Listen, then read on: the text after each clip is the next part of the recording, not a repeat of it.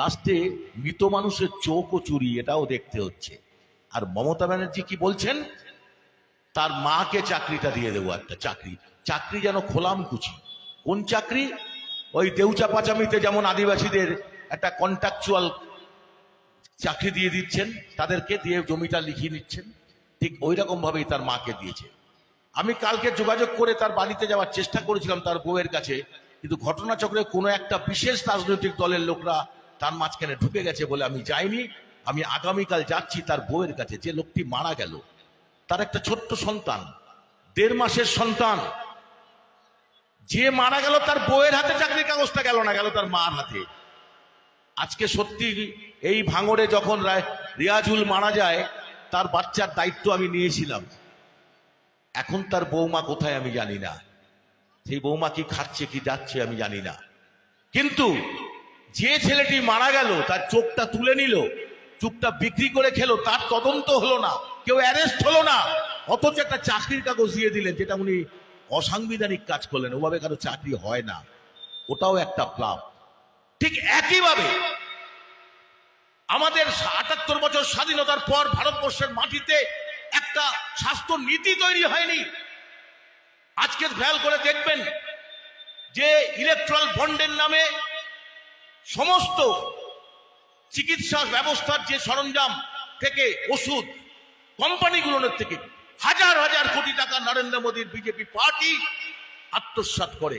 আর আমাদের এখানে ভারতবর্ষের ইলেকট্রাল বন্ডের নামে যে কালো টাকার হাতছানির মধ্যে দিয়ে নির্বাচনকে প্রভাবিত করা হয়, সেই কালো টাকা এখন এই মুহূর্তে গত 2টো নির্বাচনে দেখা গেছে হাইয়েস্ট টাকা পেয়েছে ভারতবর্ষের মধ্যে। প্রথম একটি জাতীয় দল বিজেপি, আর আঞ্চলিক দল হিসাবে তৃণমূল কংগ্রেস। আর যার থেকে টাকা নেবে তার দায় তো তাকে নিতে হবে। বিদ্যুৎ, আমাদের গোয়েঙ্কারা এখন বিদ্যুৎ চালায়, বিদ্যুৎ দপ্তর থেকে তাকে টাকা দিয়েছে ইলেকট্রাল বন্ডে। তারপরে আপনারা দেখবেন যেদিন থেকে লক্ষ্মীর ভান্ডার চালু হয়েছে, সেই দিনকে আমি মায়েদের বলছি, লক্ষ্মীর ভান্ডার যে চালু হয়েছে, সেই চান্দারটা যদিও লক্ষ্মী আমার দেবতা, আপনার দেবতা না, ওটা মাতৃ ভান্ডার হলে ভালো হতো। আমি সবসময় বলার চেষ্টা করি, টাকা যখন সুরিয়া বিবির, টাকা যখন সুরিন্দর সিং এর, টাকা যখন তাপস ব্যানার্জির, তখন সেই টাকাটা তুমি দিচ্ছ বা লক্ষ্মীর ভান্ডারের নাম করে, মাতৃ ভান্ডারের নাম করে না। কারণ মায়ের কোনো জাত হয় না, মায়ের কোনো ধর্ম হয় না, মা মাই। তা মায়েরা যদি সেই টাকাটা পায়, তাহলে সেই টাকাটার নাম লক্ষ্মীর ভান্ডার দিলে কাকে? আরএসএস কে খুশি করবার জন্য। যেই দিনকে লক্ষ্মীর ভান্ডারটা পেয়েছেন, তার আগের মাসের ইলেকট্রিক বিলটা একটু কাছে নেবেন, তখন ইউনিটের দাম, আপনার ইলেকট্রিক বিলটা কি হয়েছে দেখবেন। আর তারপর থেকে যে ইলেকট্রিকের বিলটা কিভাবে বাড়ছে দেখবেন। অর্থাৎ বিদ্যুতের দাম বাড়িয়ে দিয়ে লক্ষ্মীর ভান্ডার আপনাকে দেওয়া হচ্ছে, আপনার টাকা কেটে পকেট কেটে দেওয়া হচ্ছে, পান আপনার টাকা, কিন্তু সেটাকে আমার টাকা আমায় দিচ্ছেন, কৃতিত্ব নেবেন আপনি। আর আরএসএস কে সন্তুষ্ট করার জন্য আপনি সমস্ত প্রকল্পের নাম দেবেন হিন্দুদের ধর্মের শ্রী, ওই লক্ষ্মীশ্রী, রূপশ্রী, হতশ্রী। এখন আমরা শুধু দেখেছি উনি যখন এত শ্রী দিচ্ছেন, আরেকটা শ্রী উপাধি দেব, সেটা হচ্ছে মিথ্যাশ্রী। সেটা পাবেন কে? মাননীয় মমতা ব্যানার্জি। তার একটাই কারণ, উনি বলেছিলেন এই ওয়াকফ আইন, আমরা ওয়াকফ আইনের কোন মুসলিম ধর্ম দেখিনি। ওয়াকফ সম্পত্তি কার, তার একটা আইন ছিল ভারতবর্ষের সংবিধানে, ওয়াকফ বোর্ড ছিল। আমাদের চেয়ারম্যান দীর্ঘায়িত আপনাদের বলবেন, শুধু আমি একটু বলি, যিনি বলেছিলেন এই ওয়াকফ সম্পত্তি নিয়ে আন্দোলন এখানে করবেন না, দিল্লিতে করবেন।